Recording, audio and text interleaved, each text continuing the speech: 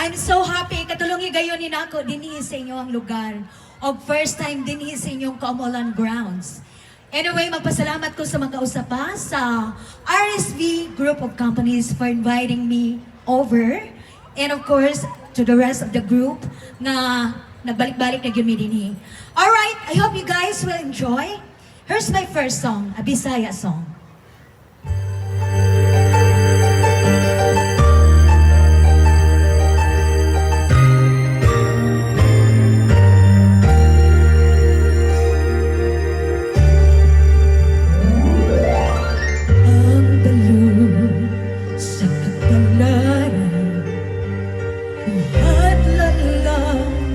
Sa atong dugan